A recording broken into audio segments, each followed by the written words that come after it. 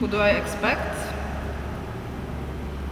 I expect open-minded, energetic, creative people who believe in a change and who really want to make this change happen.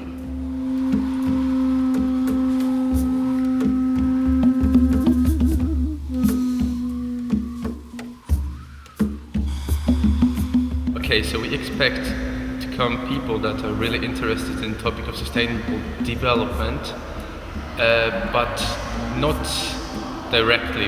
I would say it's like you don't have to be really leadership in some NGO that deals with sustainable development. You can be even beginner. It's just the matter of how you want to develop yourself in the topic. I don't expect people who simply take the reality the way it is and do not believe that making a difference is possible. But actually, I don't believe that those people are going to be here. We don't really expect to come people that are taking things too serious, so smile on your face would be a really good thing.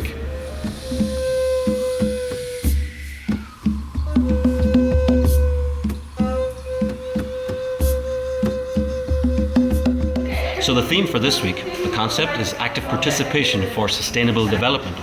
And I guess really the secret is in the name, because if we want to sustain things, if we want to have sustainable development, we have to be participating, we have to actively participate, not just go along with something. We have to be actually making decisions, making resolutions, we have to be taking action. And I think that's the key word, that people take action and bring about change. Otherwise we have the same situation, and for this planet it's just not good enough that we continue as we are. We need to be thinking about the future, and we need to be taking steps to ensure that we protect the future, not just for ourselves, but of course for generations that come after us.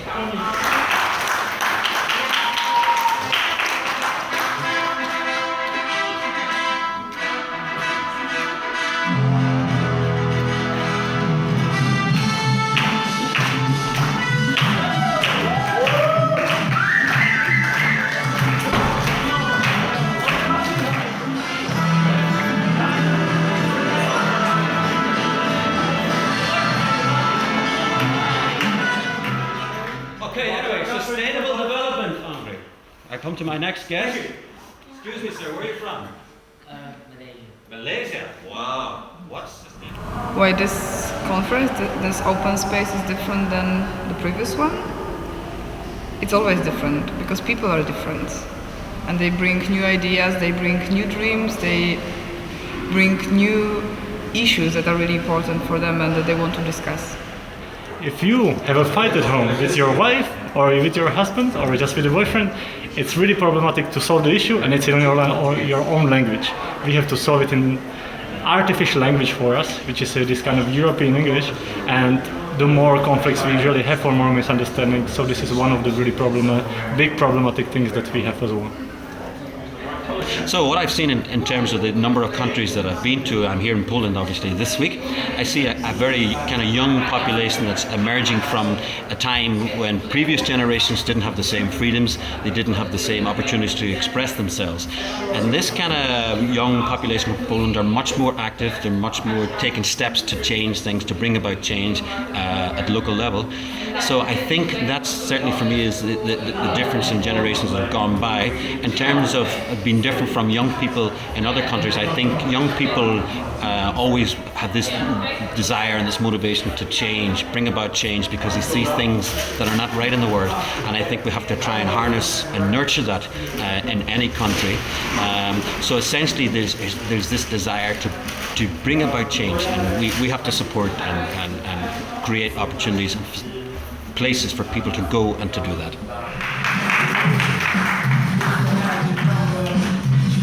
And I'm here to answer Questions from you, the audience.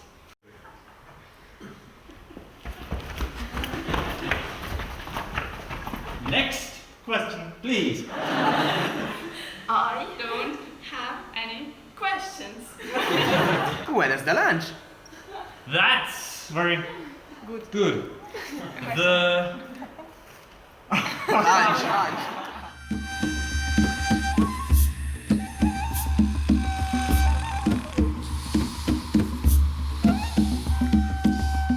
could say that there's a kind of international European language, and most people say it's English, but I'm not talking about something like that. I'm talking about European values and the kind of things that bring Europeans together. And that could be things like equality, it could be things like fairness, it could be cooperation. And I think that Europeans have a kind of a strong bond because they're part of a big community.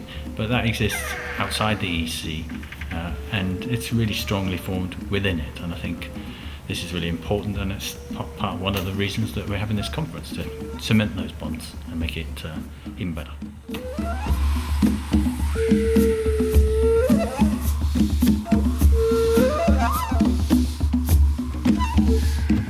What our meeting is about is to inspire people for future projects that they will run during Global Education Week.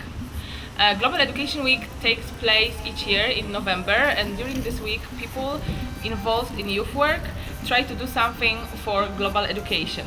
There are like workshops, seminars, training courses, all kinds of forms of interactive methods that are supposed to promote global education over the world.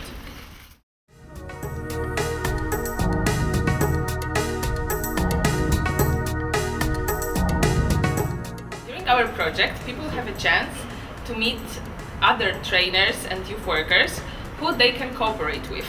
That's so-called like partnership building, that they can find like concrete partners for concrete projects that they will run afterwards, after the forum will be over. Well, open space, we often use it to allow participants to express their own opinions and to come up with their own solutions to problems posed, and they can share. Okay, if there's difference or not among young people around the world, basically, if you think like wider, I think there's not. I mean, we all have the same needs and expectations and the will to have a good life. So basically, if you fulfill that, I think that you're all the same, being different, but in the end, we expect and we would like to achieve our dreams. So we are dreamers, so we are all the same. 2 years ago, during the closing of the last conference, I was saying thank you to all of the dreamers who came to Wrocław. This year we have a group of completely different dreamers, but still they share a common dream and they want to discuss it.